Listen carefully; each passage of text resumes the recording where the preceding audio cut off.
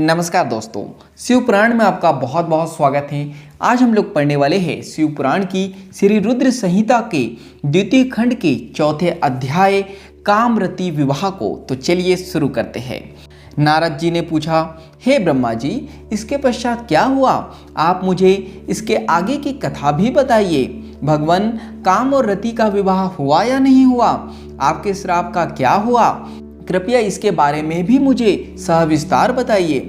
ब्रह्मा जी बोले, शिव जी के वहां से अंतर ध्यान हो जाने पर दक्ष ने काम से कहा, हे कामदेव, आपके ही समान गुणों वाली परम सुंदरी एवं सुशीला मेरी कन्या को तुम पत्नी के रूप में स्वीकार करो। मेरी पुत्री सर्वगुण संपन्न है तथा हर तरीके से आपके लिए सुयोग है।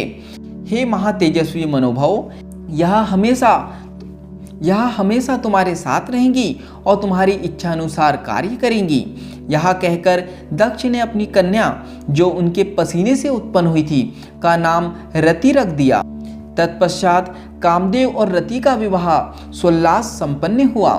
हे नारद, दक्ष की पुत्री रति बड़ी रमणीय और परम सुंदरी थी। उसका रूप लावण्य मुनियों को भी मोह लेने वाला था। रति से विवाह होने पर कामदेव अत्यंत प्रसन्न हुए। वे रति पर पूर्ण मोहित थे।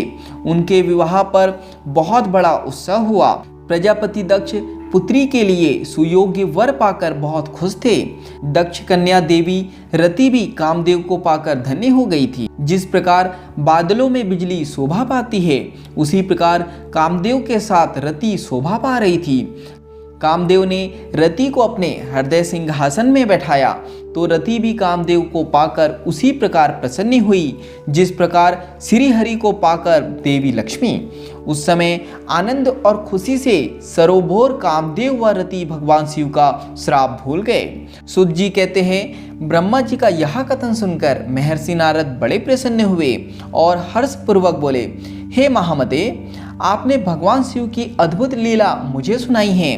प्रभु, अब मुझे आप यह बताइए कि कामदेव और रति के विवाह के उपरांत सब देवताओं के अपने धाम चले जाने के बाद पितरों को उत्पन्न करने वाली ब्रह्म कुमारी संध्या कहाँ गई?